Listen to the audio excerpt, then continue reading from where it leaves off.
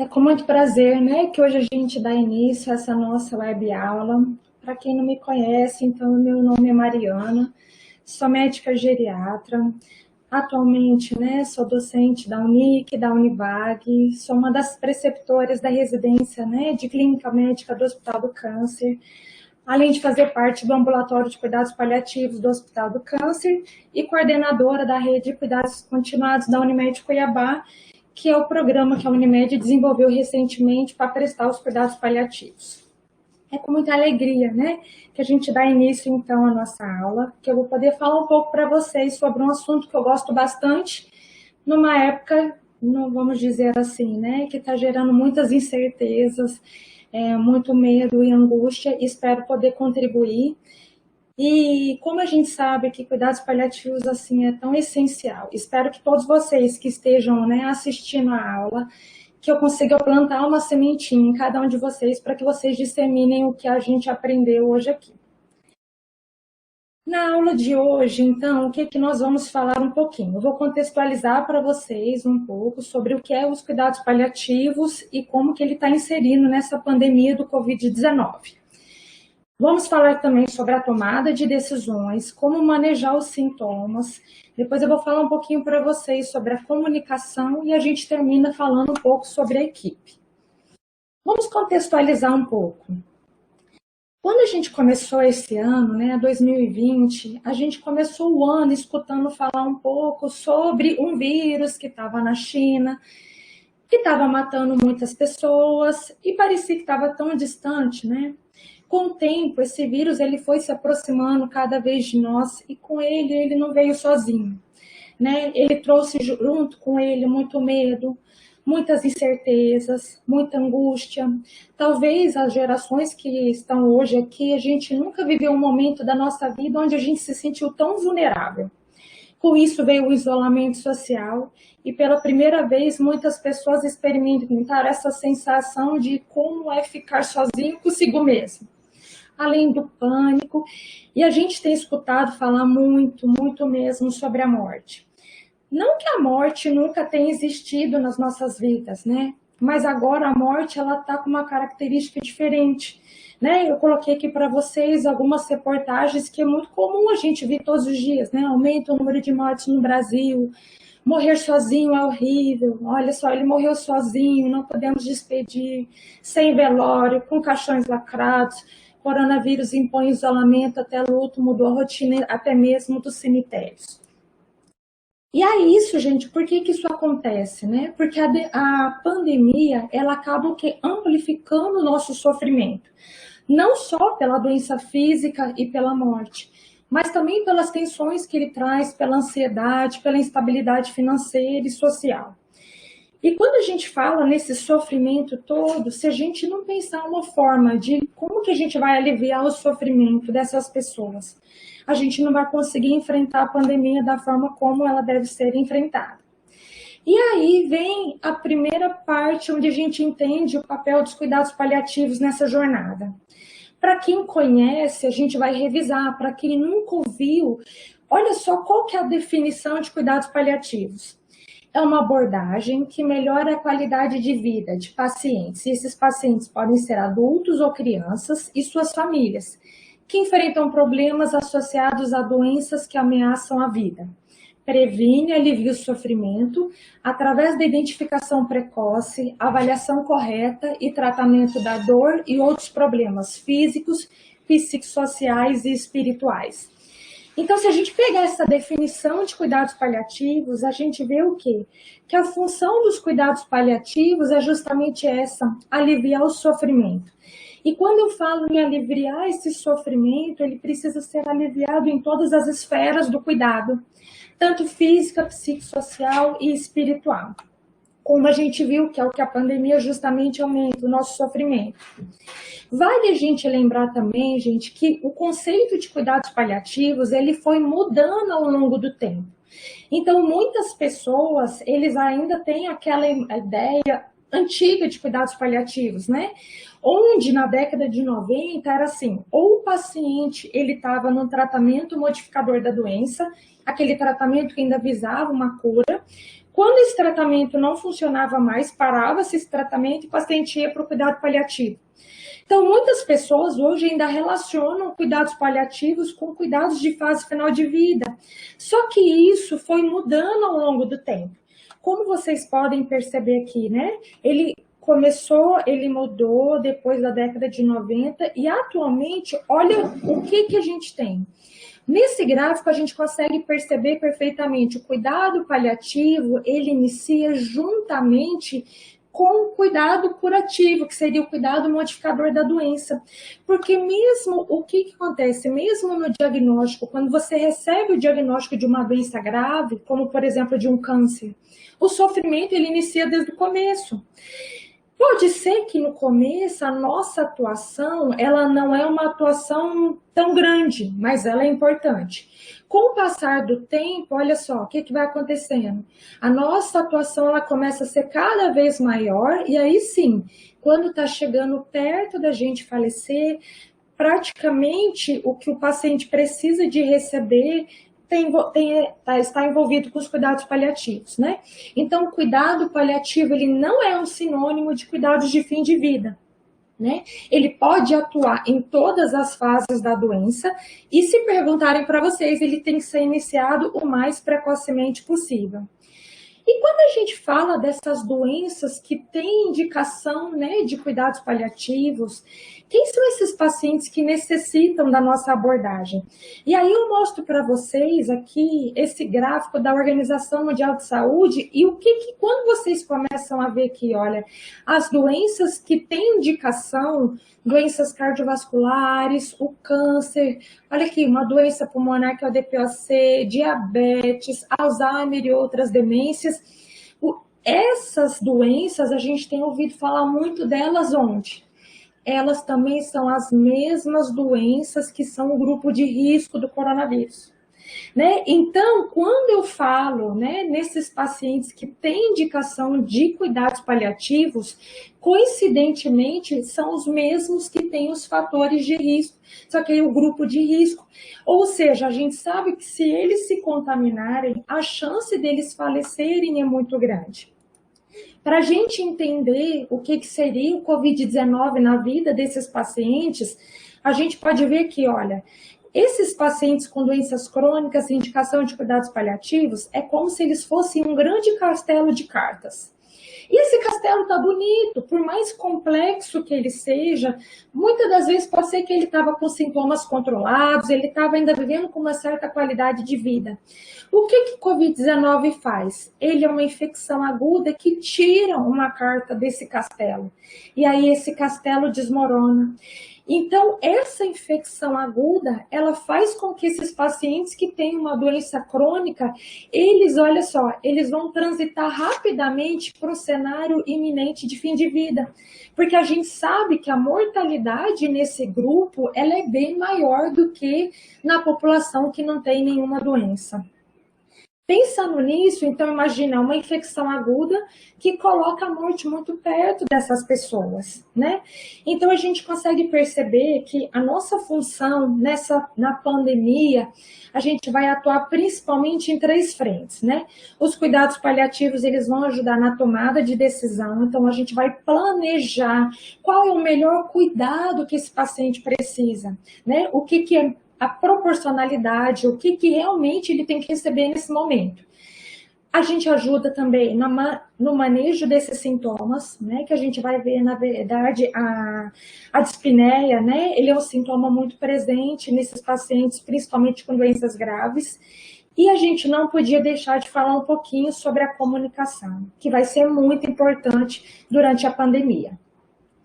Em relação à tomada de decisões, vocês chegaram a ver quando publicou, né? Essa reportagem aqui foi publicada num jornal em inglês em meados de março e causou uma grande repercussão mundial.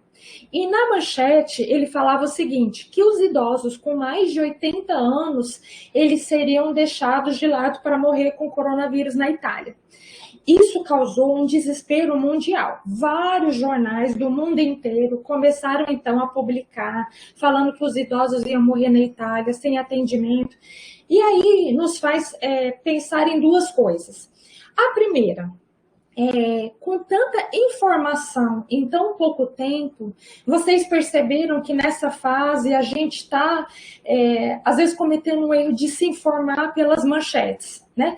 Porque se a gente lesse mesmo o que está falando na reportagem, a gente vai ver que a própria reportagem, ela desmente o que estava sendo, né, escrito em cima.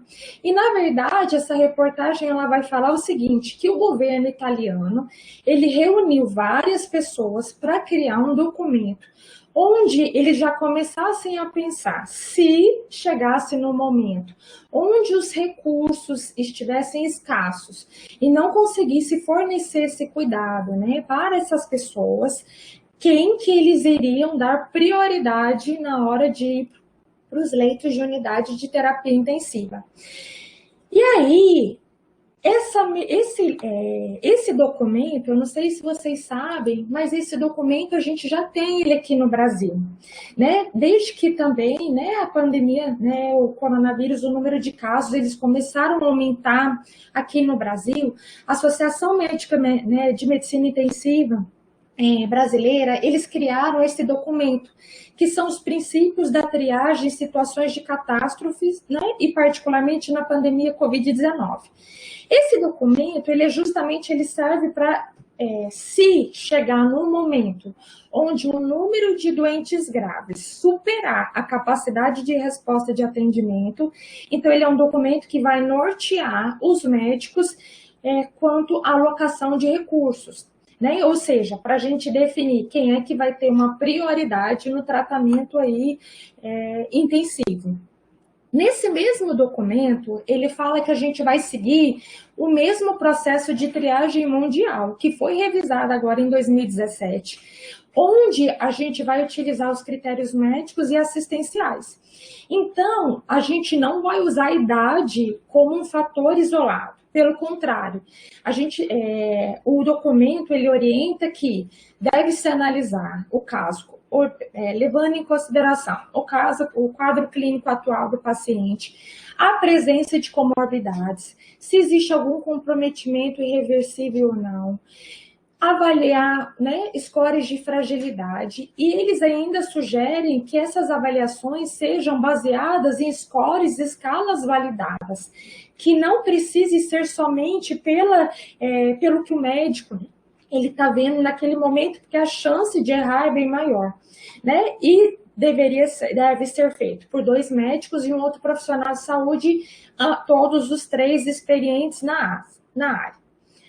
Além disso, esse documento ele fala que nós vamos seguir sempre, né, as indicações de admissão de tratamento intensivo, que aqui no Brasil isso já foi publicado numa resolução do Conselho Federal de Medicina desde 2016, onde as admissões na UTI elas são baseadas no diagnóstico e na necessidade do paciente, nos serviços médicos disponíveis naquela instituição, priorização de acordo com a condição do paciente, na disponibilidade dos leitos e olha aqui, ó, no potencial benefício para o paciente com intervenções terapêuticas e prognóstico, né? Então, assim, a gente precisa de avaliar quanto que realmente o tratamento intensivo ele vai trazer de benefício para esse paciente.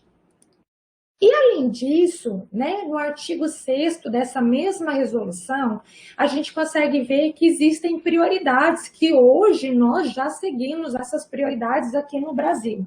Onde a prioridade, né, número 1, ela é dada para aqueles pacientes que necessitam de intervenções de suporte à vida e que têm uma alta probabilidade de recuperação. Conforme essas intervenções e essa monitorização intensiva, elas vão diminuindo de importância, vocês vão percebendo que vai diminuindo a prioridade. E olha aqui o nosso paciente que tem indicação de cuidados paliativos, ele tem uma prioridade 5. Então aqui, ó, pacientes com doenças em fase de terminalidade ou moribundos, sem possibilidade de recuperação. E aí a gente tem que entender o que isso está falando para nós. Quando a gente percebe, né, esse paciente ele está numa prioridade 5, não é porque nós estamos abandonando ele e deixando de dar algo que ele precisa. Esse paciente tem uma prioridade 5 porque ele não mais se beneficia do tratamento intensivo. Né? Nós da área da saúde, cada vez mais nós percebemos o que acontece. Esses pacientes têm doenças que já causaram alguns danos que são permanentes e que não tem como a gente recuperar. Então, não é o cuidado intensivo que vai fazer esse paciente viver mais e melhor. Pelo contrário, né? Às vezes o cuidado intensivo vai tirar desse paciente o pouco de qualidade de vida que ele ainda tinha para viver. Né? Então, por isso que existe essa prioridade. E o fato também que a gente tem que entender que o fato dele não ter indicação de ir para uma UTI não quer dizer que ele vai ficar sem assistência. E aí é onde entra a nossa parte nos cuidados paliativos, né? Pode ser que você não se beneficie mais do tratamento da UTI, mas a gente ainda tem muito por fazer por você aqui fora, seja numa enfermaria, seja no atendimento domiciliar, né, de acordo com as condições, necessidades e valores, né, do nosso paciente.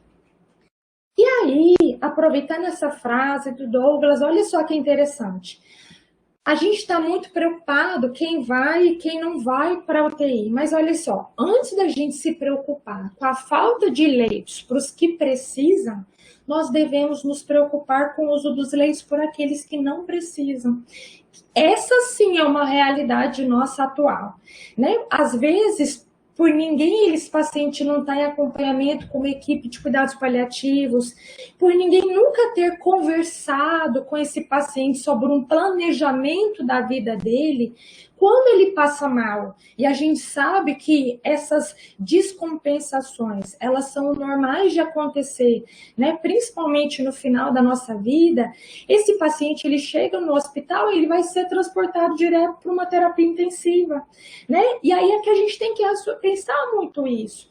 Pensa, se a gente sabe que a sua chance de falecer daqui 2 dias é muito grande, e você sabe que você vai falecer, independente se você for para UTI, se você estiver numa enfermaria, ou se você estiver na sua casa, onde você gostaria de passar esses 2 últimos dias da sua vida? Muitas pessoas não gostariam de passar no leito de UTI. Né? Então, é isso, como profissionais de saúde, hoje a gente precisa de fazer essa reflexão, né? A gente precisa de colocar o paciente onde realmente a gente vai conseguir dar os cuidados e oferecer os cuidados que ele precisa e que ele merece, né? E aí, olha só que interessante, né? Todo mundo tem acompanhado o noticiário e a gente sabe que em relação aos números absolutos, né? O estado de São Paulo, hoje a gente tem mais casos de pacientes infectados. E aí o Hospital das Clínicas de São Paulo, lá como existem muitas pessoas internadas lá, né, doentes com Covid-19, o que eles criaram? Eles fizeram uma unidade para esses pacientes que a gente está conversando aqui na nossa aula. Pacientes que já têm doenças crônicas avançadas, que já estão em final de vida e que infelizmente acabaram se infectando pelo Covid-19. Então, essa unidade, que é uma unidade de cuidados paliativos, ela é destinada para esses pacientes, que é isso que a gente está falando agora. Olha só a frase do coordenador lá, ele fala: esses pacientes já não seriam candidatos à UTI antes do Covid-19. Esse recurso não os beneficiaria pela doença grave de base que eles já têm. E olha para nossa surpresa, quando a Folha de São Paulo foi fazer a matéria falando sobre a criação dessa enfermaria, nós imaginamos, né, que eles iam tirar uma foto dos leitos, e olha só a imagem que ele publica para nós: um paciente tendo alta. Então, da mesma, cuidados paliativos, quando a gente melhora a qualidade de vida desse paciente, a gente sabe que a chance dele falecer pela doença era muito grande. Mas não quer dizer que ele vai falecer. E lá, eles já estão tendo algumas experiências positivas, que mesmo sendo pacientes com muitos fatores de risco, já em fase final de vida, eles conseguiram se recuperar da infecção aguda pelo Covid-19 e conseguiram ter alta para casa, como a gente consegue ver o San Antônio nessa foto. Além disso, gente, o que então eles recomendam, né? O ideal, com ou sem pandemia, é que a gente comece a fazer uma triagem dos nossos pacientes. Então, quem são esses pacientes que precisam dos cuidados paliativos? Hoje nós temos algumas ferramentas que a gente pode ser utilizada, né? Onde vocês trabalham, quando o paciente chega, né, numa UBS, quando o paciente chega no hospital. Essas, então eu coloquei essa daqui que é o SPICT e essa aqui é o GSF. São ferramentas onde eles vão mostrar para a gente o quê?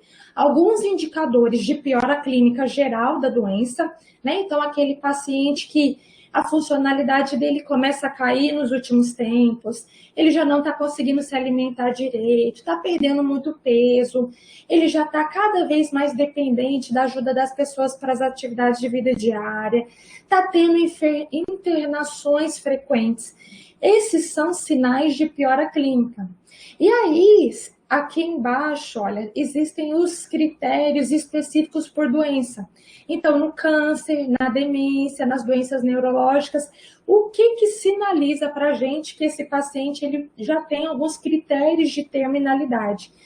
E esses pacientes aqui, eles se beneficiam mais do acompanhamento conjunto com uma equipe de cuidados paliativos. E dessa forma, gente, agora que a gente entendeu, né, que esses pacientes eles precisam de um cuidado especial, num local especial. Isso que a gente vai fazer, a gente chama que é um processo deliberativo compartilhado. Ou seja, é uma decisão compartilhada, que é feita entre equipe, paciente e família. Nos cuidados paliativos, a gente faz muito isso. Na decisão compartilhada, a gente tem que levar em consideração os fatos, né? Então, a gente vai olhar qual é a doença clínica que esse paciente tem, quais são as comorbidades que ele tem, qual é a fase da doença que ele está, como que está a funcionalidade, qual que é a provável chance desse paciente falecer. Junto a isso, olha aqui que importante, nós vamos observar, nós vamos usar também os valores. O que para esse paciente faz sentido, né? Então, o que ele crê, quais são as preferências, qual a expectativa que esse paciente tem. E aqui eu chamo a atenção, olha, não sei se vocês conhecem isso aqui, ó, que são as diretivas antecipadas de vontade. As diretivas antecipadas de vontade, o Conselho Federal de Medicina, né? Então ele que fez, né? Já lançou uma resolução onde ele reconhece, né? As diretivas aqui no Brasil e ele é uma forma onde os pacientes têm de deixar expresso as suas vontades e os seus desejos. Caso eles tenham uma doença avançada, irreversível e eles não consigam mais responder por eles. Então, através desse documento, por exemplo, um idoso com uma demência avançada, você pode fazer essa diretiva com ele antes da demência, né? Ela progredindo por um estágio onde ele não consiga mais responder por ele, e ele pode falar: olha, se um dia eu tiver uma demência avançada e eu já não conseguir mais falar, não conseguir mais comer, eu não conseguir mais movimentar, eu não quero ser levado para a UTI, eu não quero que passe uma sonda no meu nariz, eu não quero ser entubado, eu não quero fazer hemodiálise. Então, você pode deixar expresso as suas vontades. Tá?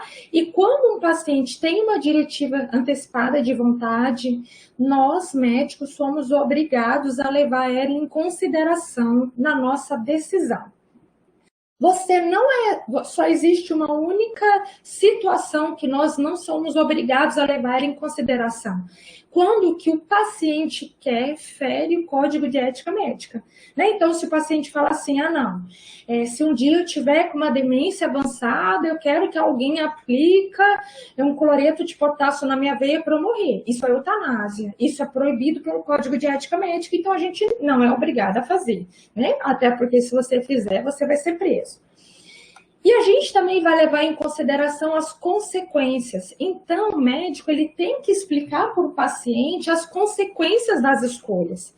Né? Então, se a gente for por esse caminho, existe esse risco e esse desfecho. Se a gente for por este outro caminho, pode acontecer isso, aquilo outro. né? Às vezes, pela falta de informação, as pessoas elas relacionam a UTI como se fosse o único mecanismo da pessoa sobreviver. E nem sempre, né? E aí, quando a gente fala, né, de um paciente que já está chegando na fase final de vida e que a morte ela está cada vez mais perto, a gente precisa de realmente fazer essa decisão de uma forma muito mais responsável, porque a morte ela vai acontecer de qualquer forma. Nós, profissionais da saúde, só vamos ajudar para a gente conseguir ver onde, como e com quem essas pessoas vão falecer. E dessa forma, gente, juntando a técnica, juntando como o paciente está, juntando os valores dele, nós vamos conseguir agir com muito mais prudência e com certeza a nossa chance de acertar é muito maior para esse paciente. Além disso, falando agora um pouco, né, sobre o manejo dos sintomas. Os principais sintomas, né, do Covid-19, a gente sabe que a maioria dos pacientes, eles serão assintomáticos. Mas a gente sabe que aqueles que são sintomáticos, eles podem desenvolver desde um quadro gripal até um quadro de uma pneumonia e uma insuficiência respiratória associada, com dispneia, tosse, fraqueza, fadiga. Os pacientes que já foram contaminados, eles relatam que é uma fadiga intensa, né? Febre, além de outros sintomas, como ansiedade, pânico, inquietação e até mesmo confusão mental. Se a gente fosse falar sintoma por sintoma, né, é uma aula à parte. Então, eu tentei trazer aqui para vocês os principais pontos que a gente precisa de saber. Primeira coisa, esse paciente eu preciso de saber, não é que ele está em cuidados paliativos que eu vou deixar outras coisas de lado. Então, eu preciso de saber se não existe alguma outra causa de descompensação desses sintomas. Então, por exemplo, será que esse paciente não tem uma pneumonia associada? Então, se ele tiver uma pneumonia associada, eu preciso de tratar a causa, colocar um antibiótico para ele. Se é um paciente que tem uma insuficiência cardíaca, ele tem que estar tomando os remédios da insuficiência cardíaca, né? Porque se ele não estiver tomando os sintomas, aí vai juntar os sintomas da insuficiência cardíaca junto com os sintomas da Covid-19, ele vai ficar pior ainda. Outro ponto que a gente precisa de saber, um dos principais sintomas, né, de grande sofrimento que o paciente vai apresentar é a dispneia. E aí, em relação à dispneia, o que a gente precisa de saber? Primeiro, colocar o paciente numa posição confortável, que facilite a respiração. Então, normalmente é uma posição o quê? Mais sentado, né? Naquela posição onde mais assim 90 graus. Se esse paciente tiver com uma hipoxemia, ou seja, uma saturação menor que 93, esse paciente se beneficia de oxigênio. Lembrando que a gente deve usar ou catéter ou uma máscara de oxigênio com reservatório. Outras medidas como inalação, lembre-se, a gente não pode usar para não disseminar tanto o vírus. Uma outra coisa que é importante a gente falar, que quando a gente fala de dispneia em cuidados paliativos, um mecanismo que a gente usa muito para melhora desses sintomas é um ventilador no rosto, janela aberta, só que na Covid-19 isso não é possível, né? Porque senão a gente vai disseminar o vírus. Então, o que eles recomendam? Você pode colocar uma toalha gelada no rosto, isso também diminui a sensação de falta de ar. E aí a gente precisa de lembrar da nossa grande aliada nessa situação, que é a morfina. A morfina, gente, a gente não usa ela somente para pacientes que têm dor. A morfina, ela também é muito utilizada para aliviar a dispneia, tá? A única diferença é que geralmente a dose para dor é uma dose um pouquinho maior do que a dose de dispneia. Então, esse paciente ali, pra gente. Porque quando a gente fala assim, né, seu João, o senhor não se beneficia mais de ir para a UTI, onde provavelmente ele seria entubado e ia ser colocado numa ventilação mecânica, eu também não posso deixar o seu João morrendo como um peixe fora d'água. Então, eu preciso saber muito bem controlar os sintomas do seu João para que ele não foi entubado, mas ele também não teve falta de ar, né? E aí, eu vou colocar, vou falar para vocês algumas coisas da vida prática, né, aqui do Brasil. Uma dica que eu dou para vocês é, Coloque a dose que o paciente precisa numa bomba de infusão para correr em 24 horas. Por quê? Vocês que estão me escutando, a gente sabe que a nossa realidade aqui no Brasil, principalmente aqui em Mato Grosso, o que acontece? Se eu colocar a dose que o paciente precisa e eu for fazendo bolos naquela bomba, né, o que vai acontecer? A dose vai acabar antes das 24 horas, não é? Só que aí o médico prescreveu para 24 horas. Aí daqui a pouco a bomba vai começar a apitar. Isso já vai causar um sofrimento no paciente. A equipe de enfermagem, que já está super atarefada, vai ter que sair correndo porque não está prescrita essa morfina. E aí acha o médico, até o médico prescrever, até ir na farmácia, a farmácia liberar, e a gente chegar, preparar e colocar, a gente fez o nosso paciente sofrer muito. Então, qual que é o que a gente orienta? Coloca a dose que ele precisa em 24 horas. Então, por exemplo, 10 miligramas de morfina em 100 ml de soro fisiológico para correr em 4 ml hora e ninguém muda essa vazão. Aí, você vai fazer resgates. Então, você deixa prescrito separado. O que a gente precisa saber? Como que eu calculo o resgate? O resgate é 1/6 da dose do dia. Então, seria em torno de 1 a 2 miligramas de morfina que eu posso fazer em bolos. Então, se o paciente ainda está com dispneia, né? O que a gente... Ou ele apresentou uma crise de falta de ar, eu posso ir lá e faço um bolos, que é um resgate, né? Então, isso, muitas das vezes, você já consegue tirar o paciente dessa falta de ar. Outra coisa que a gente não pode esquecer, gente, é isso aqui, ó. A morfina parenteral, ela é 3 vezes mais potente do que a morfina oral. Então, se o meu paciente, ele já faz uso da morfina, então, vamos por ele toma 30 miligramas de morfina, isso equivale a 10 miligramas de morfina EV ou subcutâneo. Nós precisamos de fazer essa conversão, porque se eu dou a mesma dose que ele tomava oral, eu aumentei em 3 vezes a dose, e isso pode levar o meu paciente a uma intoxicação por opioide. Outra coisa que a gente tem que lembrar é, e se o meu paciente já usava morfina e começou a ter falta de ar? Nós vamos aumentar em 20% a dose total do dia. Tá bom? E sempre, gente, muita atenção com paciente que tem insuficiência renal, idoso, insuficiência hepática. Esses pacientes, nós precisamos de começar com uma dose com mais cautela. Então, geralmente, a gente começa com a metade da dose que a gente usaria em pacientes adultos sem comorbidades e nós vamos aumentando conforme a necessidade. Então, isso diminui a chance dele ter uma intoxicação. E aí você começou a morfina. Então, o que a gente faz? Vamos supor, fez um bolo, esperou 15 minutinhos, ainda não melhorou a falta de ar. Faz outro bolo de morfina, ainda não melhorou a falta de ar. A gente precisa de pensar isso aqui, ó. Quando a gente fala em cuidados paliativos, a gente parte do pressuposto que esse sintoma ele pode ser um sintoma total. Então, esse meu paciente, ele pode estar tendo que é uma dispneia total. É uma dispneia que ela não está só relacionada à parte física, mas o que? Ela pode também ter um pontinho ali de ansiedade, de angústia. Porque pensa, gente, esse paciente ele está isolado, longe das pessoas que ele ama, começa a ter falta de ar, né? Então, é até esperado que ele fique ansioso e angustiado com toda essa situação.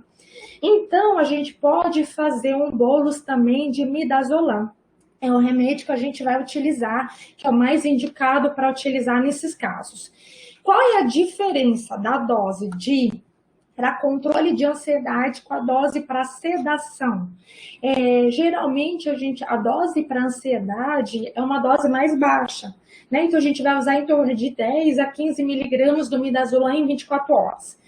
Vocês vão perceber que nessa dose o paciente ele não fica muito sonolento e diminui muito a ansiedade dele. Isso acaba refletindo também numa melhora da falta de ar.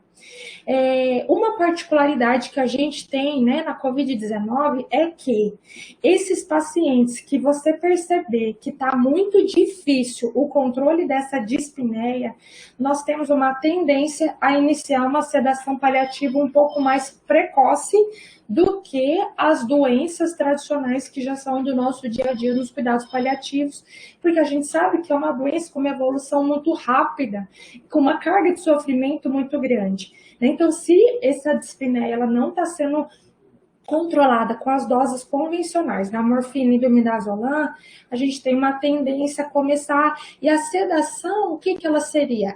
A gente diminui o nível de consciência desse paciente, então ele fica dormindo para que ele não tenha uma percepção da falta de ar, tá bom? Em relação à comunicação, o que a gente precisa de saber? Olha só, antes de eu começar a falar, vou colocar, nós temos, e tem um Instituto Brasileiro, né, de Comunicação e Saúde, logo que começou, né, essa pandemia, eles fizeram todos esses manuais. Então, para quem quiser aprofundar nessa parte de comunicação, são manuais excelentes. São manuais de fácil entendimento e que a gente consegue reproduzir em qualquer lugar do país. E eu vou falar até um pouquinho deles aqui na nossa aula. Quando a gente fala em comunicação nessa crise, né, a pandemia da Covid-19, eu estou falando de alguns personagens nesse cenário. Nós temos a equipe de saúde, nós temos um paciente e nós temos a família. Então, eu vou falar um pouquinho com vocês sobre essa comunicação entre a equipe e o paciente, entre o paciente e a sua família e entre a equipe e a família. Principalmente, como que a gente vai fazer uma reunião familiar, como que a gente vai passar um boletim médico, um aviso de gravidade, uma notificação de óbito. Por quê, gente? Normalmente, antes da pandemia, todas essas situações a gente faria presencialmente, né? E nos cuidados paliativos a gente preza muito essa comunicação, olho no olho, um toque empático, né? Reuniões familiares onde as famílias podem te conhecer e você conhecer essa família. E agora a gente se deparou com uma situação do distanciamento social. Então essas pessoas, as visitas, elas são proibidas. Então a gente precisou de criar uma adaptação para a gente também não deixar nem o paciente, nem a família desamparada ou por um sofrimento por falta de informação. Quando a gente fala nessa comunicação, a gente precisa de pensar, sempre a gente não pode esquecer, legítimo, gente. Então, assim, a gente precisa de o quê? Reconhecer e validar aquilo que o paciente e a família estão falando. Então, quando você legitima e reconhece o medo como algo, olha, eu consigo imaginar o medo que a senhora está passando, eu consigo imaginar a angústia, você está legitimando um sentimento verdadeiro e ele consegue se sentir muito mais acolhido. Quando eu falo que dê um tempo, dê um tempo para as pessoas falarem. Nós da área da saúde, nós estamos muito acostumados a falar, e o nosso paciente, não é à toa que ele recebe esse nome de paciente, escuta. Chegou a hora da gente ouvir ele, porque ele tem muito para falar para nós. É através, quando a gente faz uma escuta verdadeira, eu consigo identificar os valores e os desejos dele. Eu consigo realmente ajudar ele naquilo que faz sofrer. Acolha, gente. A gente precisa de saber acolher as emoções. E agora a gente fala de uma situação diferente, né? Porque antes da pandemia, a gente acolhe, igual eu falei para vocês, com toque no ombro, né? Segurando a mão, dando um abraço. Agora a gente não pode encostar nas pessoas, a gente não pode dar um abraço. E para completar, a gente às vezes ainda vai estar de máscara, que a pessoa não consegue nem enxergar a gente direito. Então a gente vai ter que saber acolher com o nosso olhar, acolher com o tom da nossa voz. E às vezes, principalmente nos contatos virtuais, a melhor forma que a gente tem de acolher é com o nosso silêncio.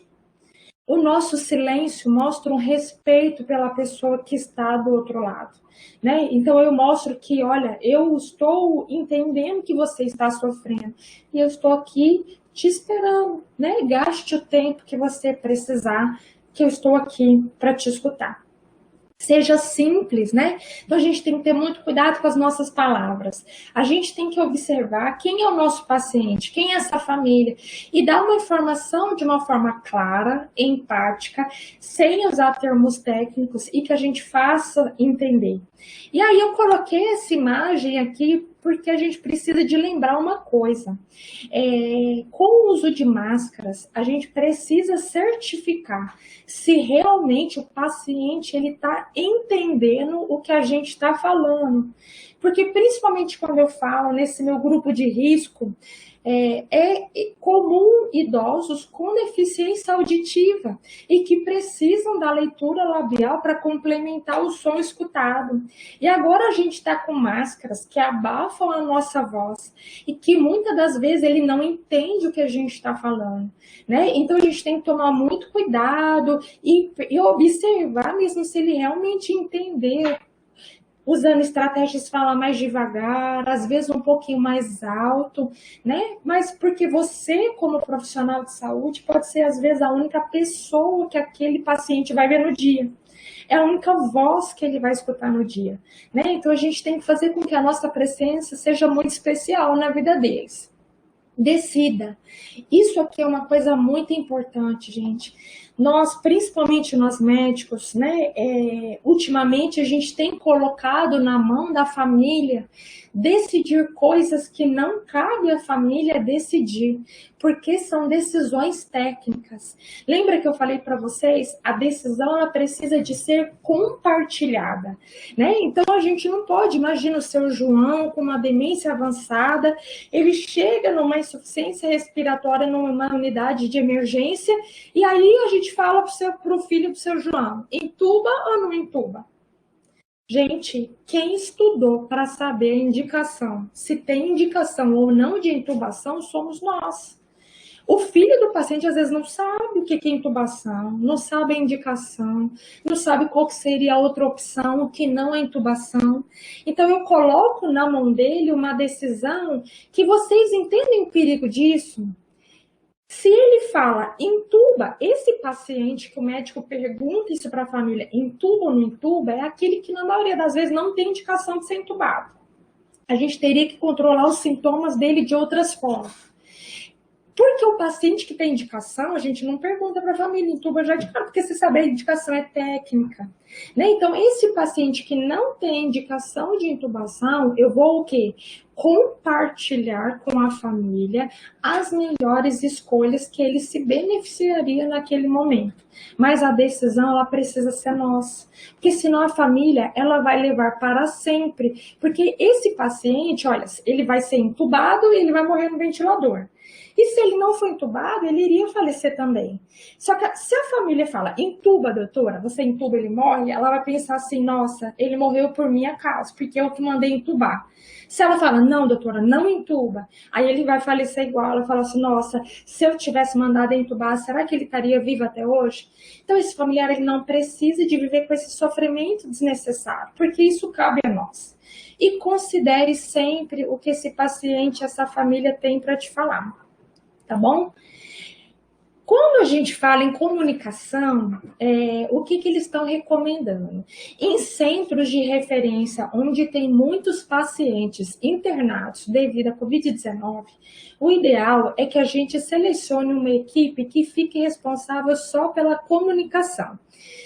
Isso porque, como as visitas elas são proibidas, a gente precisa que essa equipe ela garanta, né? Tanto que ela precisa de passar o boletim para a família para saber como que esse paciente está. Ela precisa de dar uma notícia se esse paciente piorou ou não, se ele foi para a UTI ou não. A gente precisa de fazer visitas virtuais, onde essa família consiga ver o paciente veja a família. Quando a gente fala isso de um paciente, já dá um certo trabalho. Agora, se vocês imaginam a gente falando de uma enfermaria. Então, o ideal é que a gente tenha uma equipe que só faça isso. para que ela seja de uma forma efetiva, certo? Além disso, o ideal seria providenciar 2 aparelhos, né? Um que ficaria para essa parte das visitas com o paciente, e esse aparelho seria o aparelho, então, contaminado, né? Porque ele vai entrar dentro dos quartos, né? Para que em chamadas de vídeo ou de voz, esse paciente ele consiga ter essa comunicação com a família dele. Só que por mais que você tenha o cuidado de higienização, como por ser um aparelho eletrônico, às vezes você não consegue fazer isso de uma forma tão perfeita. Então, por isso que é melhor eles ficarem dentro dessas unidades. E um que essa equipe vai usar para ter esse contato com a família, para agendar. Além disso, a gente precisa de fazer uma escala de atendimento, né, onde essa família ela vai ser comunicada, o horário da visita, o horário do boletim, né? É importante até isso aqui, explicar a rotina de comunicação, explicar como que isso vai ser feito, quanto tempo nós vamos despender para cada situação, né? Porque também não dá para a gente fazer uma visita de 1 hora para cada paciente. Então você vai falar, olha, o seu João, todo dia às 15 horas, a gente vai fazer uma visita virtual que vai demorar 10 minutos, vai ser uma chamada de vídeo onde vocês vão poder conversar um pouquinho com ele. Então a família ela já se prepara. Outro fato é você definir com essa família quem é o cuidador principal, que é com aquela pessoa que você vai entrar em contato sempre. Se outras pessoas quiserem participar dessa conversa, aí a gente pode fazer uma chamada do tipo conferência, onde todo mundo participa. Mas é importante você definir um principal e olha aqui, ó, conferir os dados dessa pessoa. Não deixem só para deixar o que está escrito no sistema, porque nem sempre o telefone que está no sistema é o telefone verdadeiro. Às vezes, quando aquele familiar fez o cadastro dele lá no hospital, o telefone é um telefone antigo. Aí, na hora que você vai precisar de ligar, você não vai conseguir falar com ele. Então, mais indicado que você defina uma pessoa, defina pelo menos 2 números de telefone que você consiga falar com ela. Além disso, todas as abordagens virtuais, elas devem ser registradas no prontuário. Tudo, então, assim, com quem foi feita, que horas foi feita, o que foi definido naquela abordagem, né? E todos os profissionais que tiverem contato com o paciente não podem esquecer de estar paramentados com equipamentos de proteção. Olha aqui, gente, vocês já pararam para pensar quando a gente fala nessa comunicação nossa com o paciente, quantas notícias ruins, né? Quantas má notícias esse paciente não recebeu nos últimos tempos? Então pensa só com a gente, olha só. Primeiro ele começou a sentir os sintomas e ele foi até nós para fazer o teste. Então ele já ficou naquela angústia, tenho ou não tenho a doença. Então veio positivo, vem a primeira má notícia. Então a gente fala, ó, o senhor tem, né, deu positivo para a Covid-19. E aí a gente começa a fazer as orientações. Se ele não tem sintomas graves, a gente vai orientar como que vai ser o isolamento dele na casa dele. O que a gente sabe que não é fácil. Então isso já é uma outra má notícia. Se ele não está muito bem, eu vou ter que falar para ele que ele vai ter que ficar internado. E olha só, não é segredo para ninguém que quem está internado aqui não está bem. Então, quando eu falar para ele, olha, o senhor vai ter que ficar internado, isso para quem tem o Covid-19 é uma má notícia. Por que quer dizer que ele tem sinais de gravidade?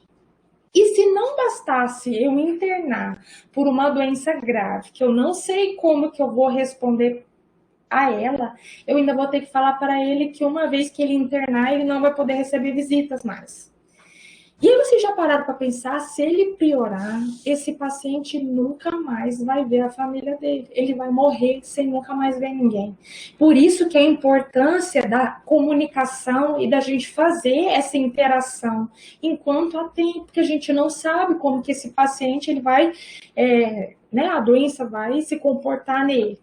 Se ele piorar, a gente vai ter que falar para ele sobre a necessidade da ventilação mecânica, que é outra má notícia. Ou se ele não tiver indicação, eu vou ter que contar para ele, então, que ele está piorando e o que então a gente vai fazer nos próximos dias, mas que provavelmente vão acabar levando ele a falecer.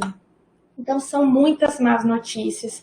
E com o isolamento, com a falta de EPI, nós da área da saúde, nós entramos pouco no quarto desse paciente. Então, ele lida com tudo isso, na maioria das vezes, sozinho.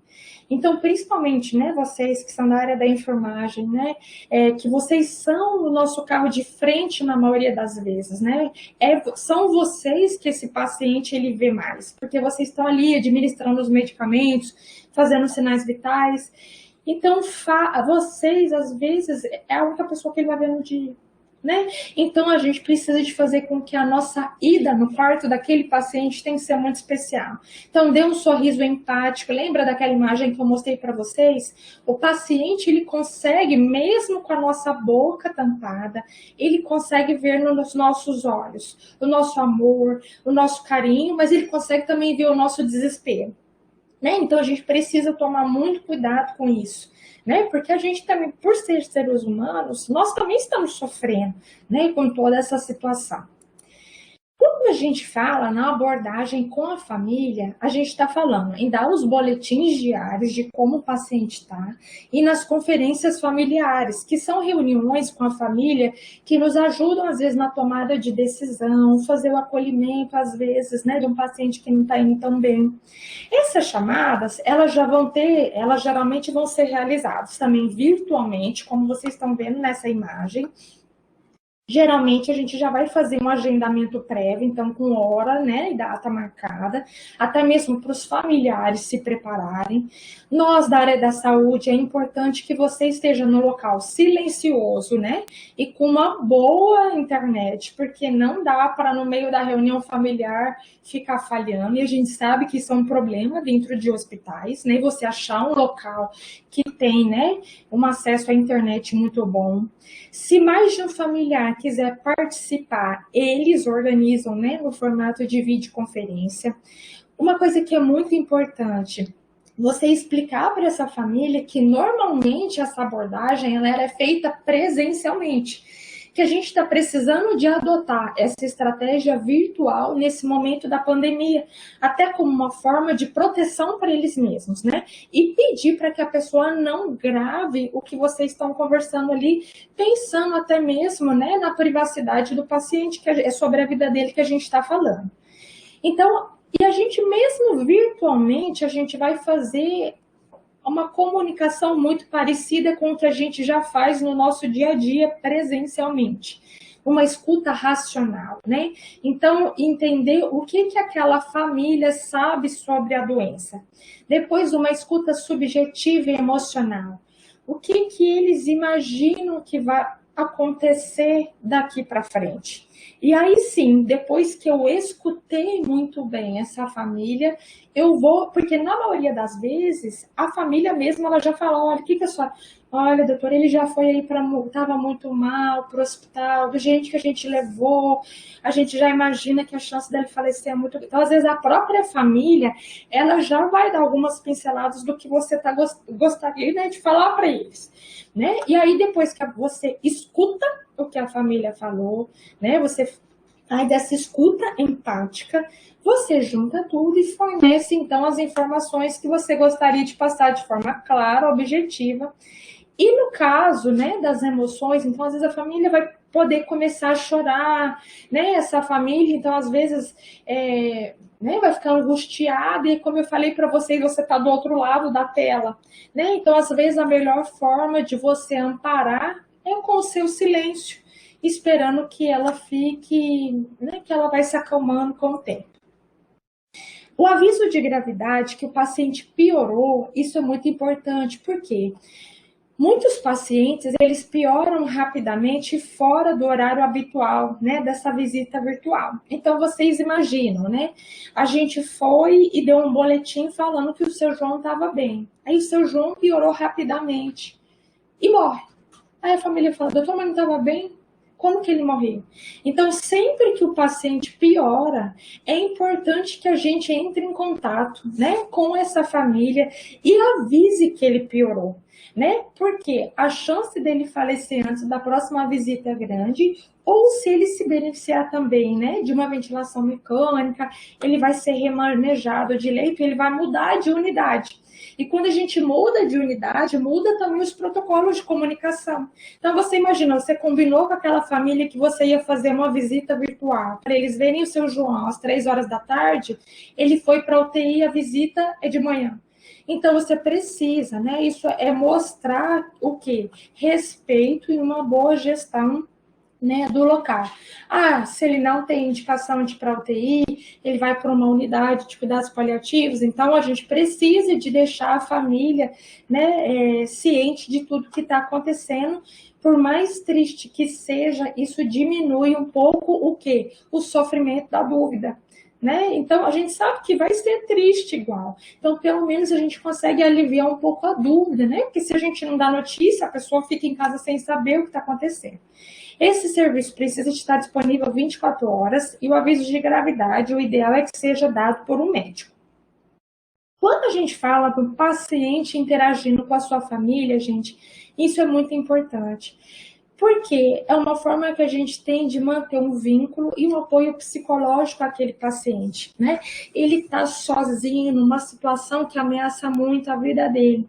Então, o que, que eles orientam? Aqueles pacientes que conseguem falar, né? Eles falam que você pode fazer, então, uma videochamada, onde o paciente ele consegue ver a família consegue ver o paciente. Aqueles pacientes que é igual esse daqui, né, da cama, que ele não consegue conversar, não quer dizer que ele não precisa de se comunicar. Esse paciente, a gente pode fazer uma visita no formato de ligação ou a família mandar um áudio, onde a gente coloca para esse paciente ouvir. Né? Essa foto aqui, ela é naquela enfermaria que eu mostrei para vocês lá do Hospital das Clínicas, onde eles levaram o celular para o paciente ouvir a voz da família. E era um paciente que já estava dormindo há um tempo, e quando ele escutou a voz da família, ele até acordou e deu um sorriso. Né? Então, isso para a gente ver que isso realmente é importante, ele saber que a gente está cuidando dele, mas que a gente não está desamparando aqueles que ele mais ama. E essa parte aqui que é notificando o óbito. Normalmente, quando o paciente falece, o que, que a gente faz? A gente liga para a família e pede para ir para o hospital, né? Por mais que a família saiba que deve ter sido que a paciente faleceu, essa notícia ela não é dada pelo telefone. Né? Então, eles pedem para a família comparecer até o hospital e aí sim a gente vai dar essa informação que o paciente faleceu.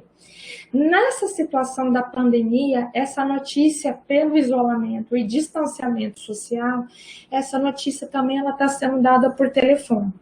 Então, se o paciente falecer, o que é recomendado? Você checa no prontuário para ver se existe alguma informação importante nesse momento. Então, por exemplo, às vezes lá está escrito assim, ó, se todas as informações do papai devem ser dadas para o filho Paulo, mas se for de óbito, falar com a filha Maria. Então, você tem que checar essas informações, porque se você ligar para o filho Paulo, a chance de dar errado é muito grande, né? Conferir os dados corretos do paciente para você não ligar para a pessoa errada. Imagina, você liga para outra casa falando que o paciente morreu, né? Então, imagina o transtorno. Checar se é o cuidador principal, né, que está falando, porque às vezes não necessariamente quem você ligou, a pessoa que atendeu, é a pessoa que você gostaria de falar. E mesmo por uma notícia muito ruim, você pode fazer uma escuta bem curtinha, mas isso já te ajuda, né? O senhor vem acompanhando o caso dele, vem recebendo os boletins que a gente tem passado, e aí você vai falar, né? Você escuta o que a pessoa falar, e aí a gente fala, olha, infelizmente precisamos dizer que seu pai faleceu agora pela doença, então, e aí você comunica que essa pessoa faleceu. Acolha as emoções de acordo com o que a pessoa demonstrar. Você ofereça, né? Você gostaria que eu ligasse para alguém para te ajudar nesse momento? E aí você vai pedir ajuda para sua equipe, geralmente alguém, né, do serviço social que vai direcionar então os trâmites funerários, porque aí o caixão é lacrado, não tem velório, né, na maioria dos locais assim está sendo o que a gente, e aí é onde a gente não pode esquecer isso aqui, ó. Para essas famílias, né, o nosso acolhimento ele é muito importante, mas não só durante a fase da doença. Nós precisamos de acompanhar esses familiares após também, porque eles podem ter um luto muito complicado. E para terminar, vamos falar então um pouquinho sobre a equipe. Quem é esse profissional que está na linha de frente, né? Então, olha só, nós somos seres humanos, né? E nós estamos vulneráveis, assim como os nossos pacientes. Então, passa muita coisa na nossa cabeça, né? Como que eu estou atendendo o meu paciente? Será que eu estou me protegendo da forma correta? Será que eu estou colocando a minha família em risco quando eu volto para casa? A gente tem tido muitos profissionais que têm ficado doentes e às vezes eles ficam pensando, na hora que eles começam a manifestar os primeiros sintomas, eles pensam, gente, mas será que se eu falar que eu estou doente, aí eu vou ter que afastar, não vou sobrecarregar a minha equipe? E tem muitos pacientes que estão, muitos profissionais que estão muito sobrecarregados, né? Então não estou bem, e agora? O que eu faço? A equipe, gente, ela é muito importante nessa hora. Nós precisamos cuidar e ter um olhar para a nossa equipe. Aqui, coloquei para vocês alguns sinais de alerta para a gente perceber. Quem estiver na linha de frente, você precisa sempre estar se analisando e analisando o seu colega para ver se ele não está manifestando. Então, olha, um cansaço excessivo, uma dor de cabeça frequente, insônia, dificuldade de concentração, um cansaço, a pressão começa a alterar. Isso pode ser sinais de esgotamento físico. Isso mostra que você precisa de ajuda, porque senão você não vai dar conta. E aí a gente pode adotar algumas estratégias, né? A primeira é reconhecer esse estresse, né? E entender que isso é possível de acontecer. Outra coisa é trabalhar sempre em equipe, porque a pessoa percebe que ela não está sozinha naquela jornada. Criar rotinas com folgas, né? Por mais saturado que o sistema estiver, né? Aqueles locais que são pontos de referência, eles precisam de ter uma forma de ter profissionais se revezando. Até porque a gente sabe que a chance de contaminação é muito grande. Então, se esse profissional adoece, eu preciso de ter outro para colocar no lugar dele até ele voltar. Revise e ajuste os processos já existentes, né? Então, por exemplo, assim, no meu hospital a morfina é dada de 4 em 4 horas, mas se você tiver que entrar de 4 em 4 horas no quarto do paciente, às vezes você está tendo tanta coisa para fazer que a chance de você atrasar é grande e esse paciente vai ter falta de ar e dor.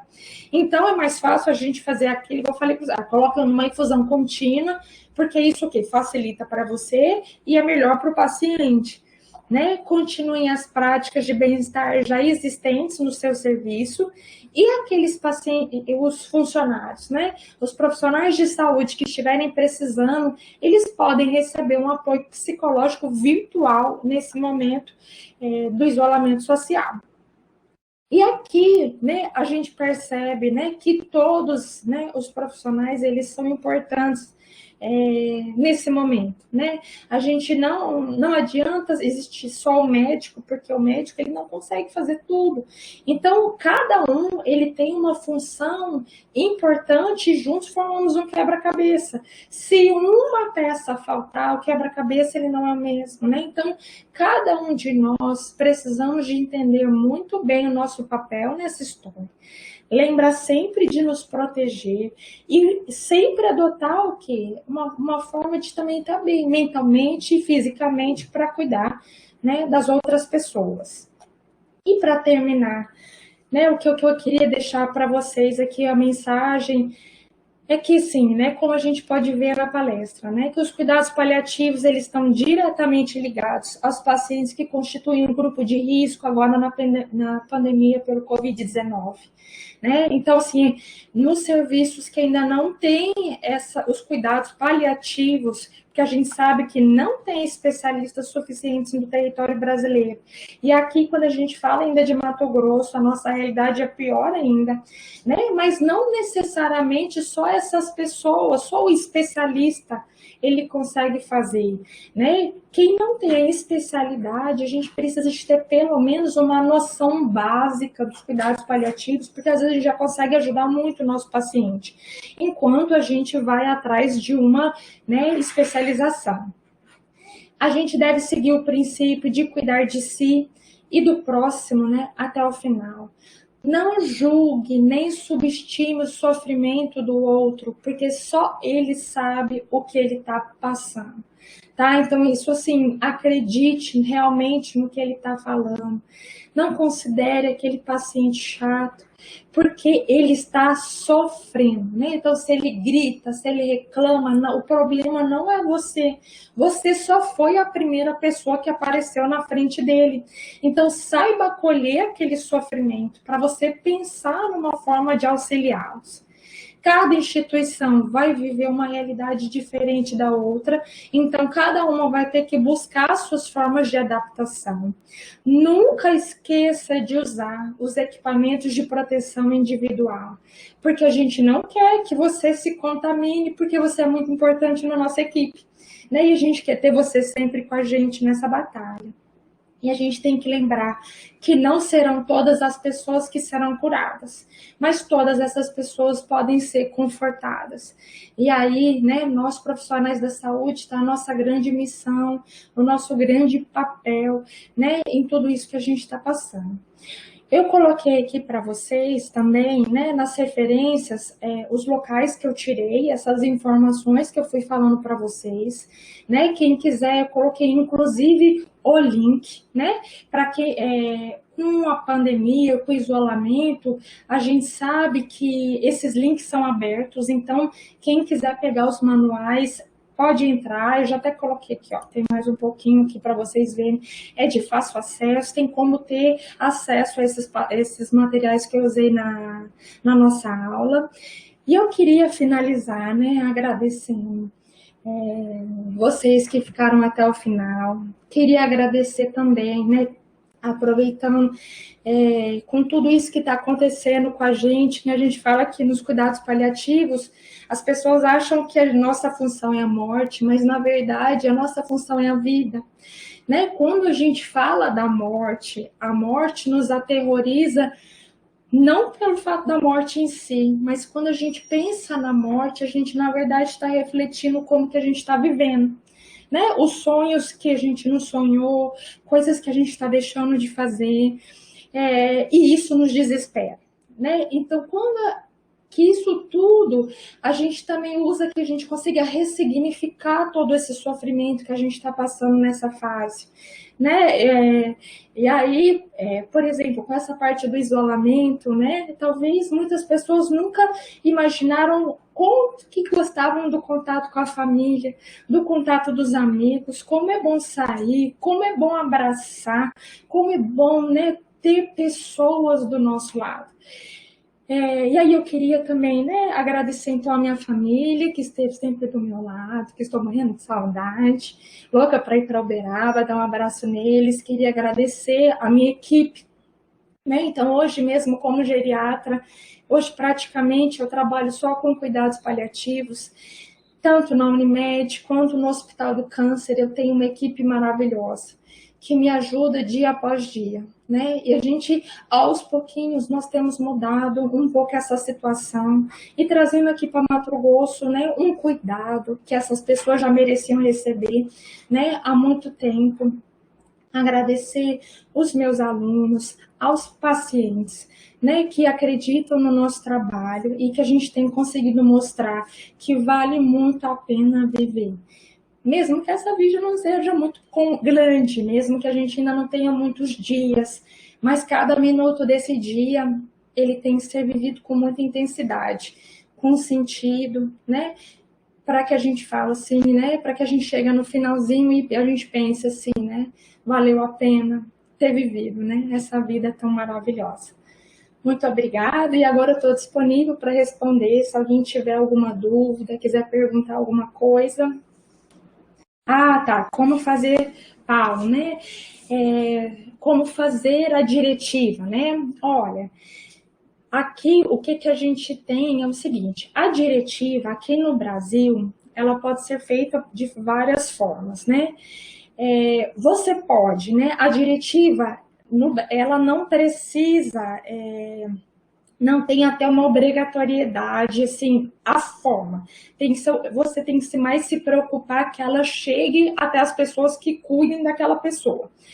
Então, ela pode ser feita ou com o médico que cuida, né, daquele paciente. Então, por exemplo, lá no Hospital do Câncer, durante todas as minhas consultas, eu já vou conversando com os pacientes e a gente já vai definindo aquilo que tem sentido ou não de ser feito. E eu já vou colocando no prontuário. Então, o médico, no Brasil, ele é tido como um profissional de boa fé.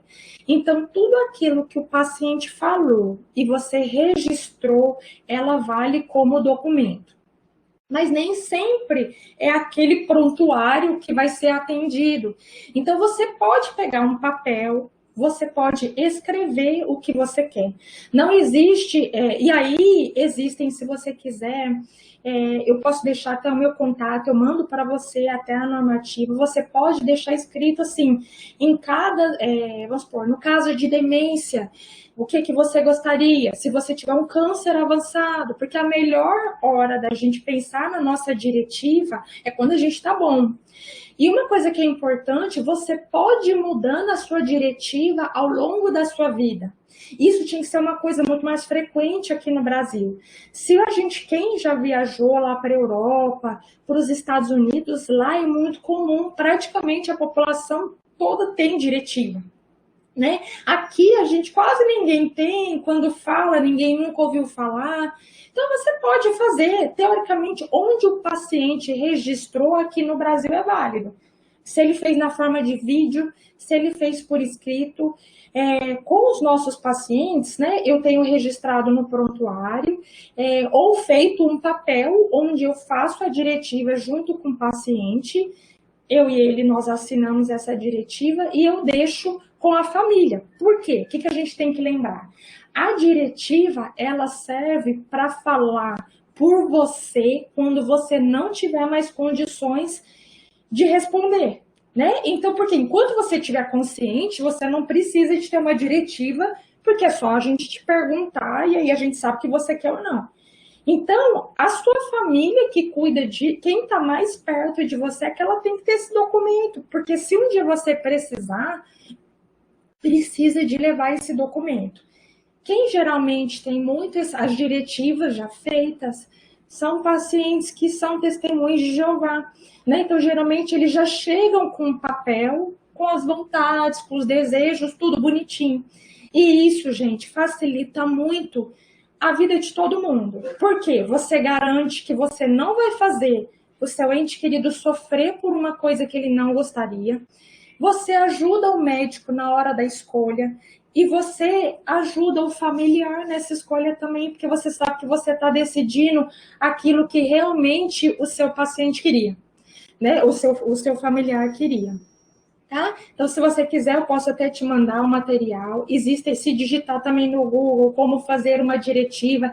A gente tem vários materiais, inclusive para quem for profissional da área da saúde, que quiser começar a fazer, não só a sua, porque eu acho que é importante a gente ter a nossa, mas também fazer com o paciente. Existem várias cartilhas com perguntas chaves que ajudam como que você aborda isso com o paciente, tá? Então, espero ter te respondido. Deixa eu ver mais aqui. Como é alimentação por sonda? Cleide, como assim essa parte? Como é alimentação? Nos cuidados paliativos, vê se é isso que você gostaria de saber, né? Nos cuidados paliativos, a gente sempre vai avaliar a proporcionalidade daquilo que a gente vai fazer. Por isso que não existem protocolos, né? Existem princípios, onde a gente vai fazer o nosso cuidado focado na pessoa e não na doença. O que a gente sabe? Que a maioria das doenças, quando elas estão em fase final de vida, elas já não, a alimentação ali, ela já não é mais tão importante quanto ela era antes, né? Então, assim, a gente sabe que passando ou não passando a sonda, esse paciente ele emagrece igual, né?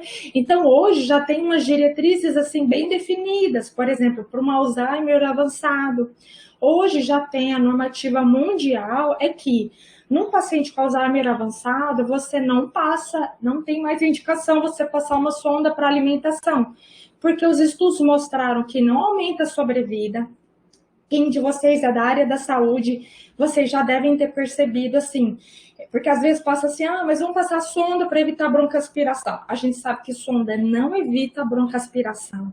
A sonda, ela causa um sofrimento importante no paciente, né? Porque você imagina um tubo no seu nariz, ela é tão confortável que o paciente tira ela todos os dias e aí você precisa de deixar ele contido, né? Então é uma tortura muito grande. Então só compensa o uso de sonda, e mais é aquilo que eu te falei assim, você tem que ponderar caso a caso. Às vezes você vai indicar sonda não tanto pela alimentação, mas às vezes é um paciente que quer muito ficar em casa, não tem atendimento domiciliar na casa dele, para essas medicações elas serem administradas por hipodermófilis, por exemplo. E aí aquela sonda é a única forma que a gente tem dele receber os medicamentos de dor, coisas que para ele precisa também para não sofrer. Então você coloca na balança se aquilo vai causar mais bem ou mal para o paciente, tá? A mesma coisa no paciente num câncer avançado. A gente sabe que num câncer avançado, essa dieta também, ela não faz muita diferença para ele, né? E a gente sabe que, por exemplo, o câncer, ele tira muito o apetite da pessoa. Então, pensa, eu estou sem fome, eu já não consigo comer muito.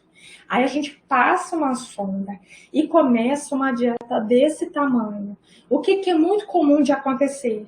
Você começa a dieta, o paciente começa a ficar distendido, ele começa a passar mal, aí começa a ter insônia, aí você fala, doutor, tem que tomar o remédio. Ninguém parou para pensar que às vezes é a dieta que está fazendo mal para o paciente. Porque, por exemplo, principalmente o idoso. É comum o idoso, a digestão dele à noite é mais lenta. Se vocês pegarem um idoso saudável, vocês vão perceber que eles vão diminuindo a alimentação noturna. Quando a gente passa a sonda num paciente idoso, tem dieta que é colocada 10 horas da noite. Então, imagina essa digestão noturna como não atrapalha o sono dele. Então, por isso que a gente tem que olhar qual é o que a gente está querendo, né? E na maioria das vezes, comer é muito prazeroso. Então, em vez de passar a sonda, porque a gente sabe que agora nosso objetivo não é mais nutrir, o nosso objetivo é dar conforto. A gente pode fazer aquilo que a gente chama que é dieta de conforto.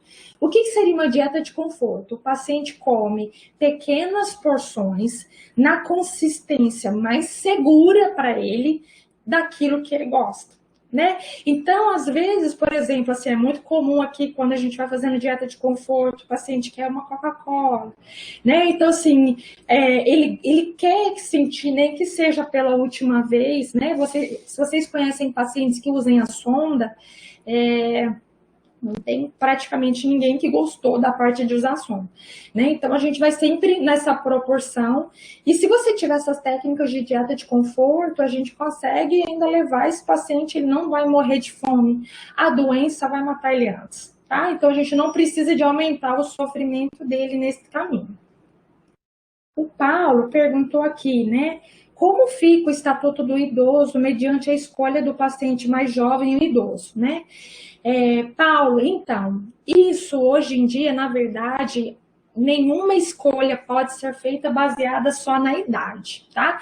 Saiu muita coisa isso na mídia, e isso a gente pode ficar tranquilo, porque, e até assim, se algum lugar estiver fazendo as escolhas baseadas só na idade, pode ser denunciado, né?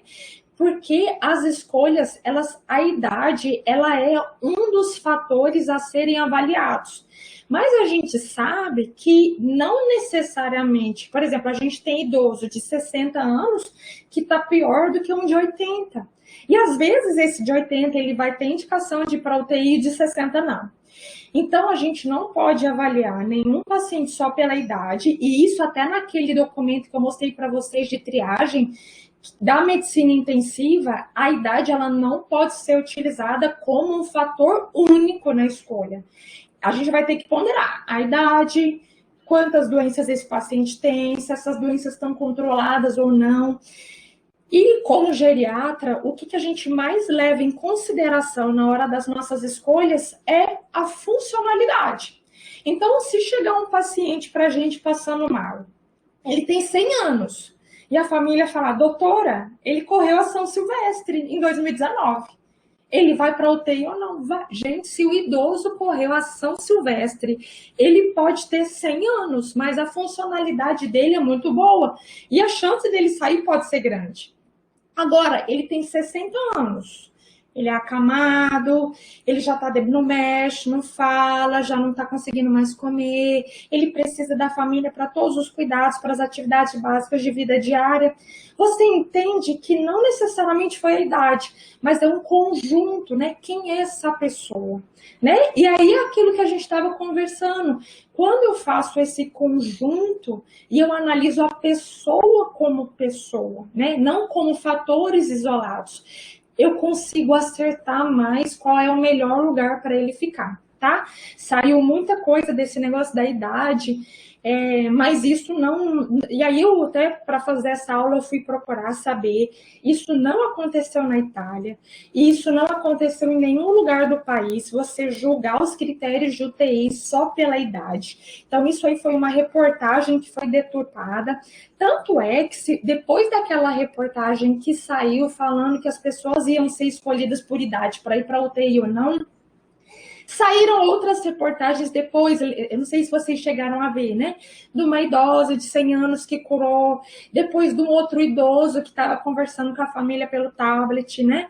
Então, essas pessoas que morreram em casa, provavelmente podia ter doenças crônicas e acabaram que não conseguiram chegar até um serviço de saúde, mas a gente não está tendo assim, né? Existem lugares, né, que os serviços estão sobrecarregados, mas ainda não está faltando algum tipo de assistência para esses pacientes. Maria, é bom assim esses critérios de UTI, né? E se pegar essa resolução que eu coloquei para vocês na aula, tem muito mais coisa muito interessante, que eu acho que todo mundo, todos nós, os profissionais de saúde, a gente tem que ter ideia desses critérios de UTI, porque quando vocês estavam se apresentando, eu vi que muitos de vocês trabalham na atenção básica, e a gente tem que saber, né? Vocês estão lá na ponta, então a gente tem que saber quando é que esse paciente ele tem que ser cuidado por nós e quando é que eu preciso e ele se beneficia para ir para uma UTI, né? Então a gente sabendo os critérios de UTI, fica mais fácil para a gente identificar mais corretamente esse paciente. Que aí vai desmistificando o que a gente entende como priorização e realmente o que tem indicação, né? Eu acho que essa é a grande questão eu acho que eu queria passar para vocês nessa aula, né? Não é uma questão de eu negar algo que essa pessoa precisa. Porque cuidados paliativos, nós vamos continuar fazendo tudo que a pessoa precisa. Porque às vezes a família fala, doutora, eu quero que faça tudo pela minha mãe. Aí eu falo, a gente vai continuar fazendo tudo, mas a UTI, neste momento, não faz mais parte do tudo. Porque a UTI não vai melhorar a qualidade de vida, né? Então a gente precisa, por isso que para esses nossos pacientes que a gente está falando, a UTI é prioridade 5.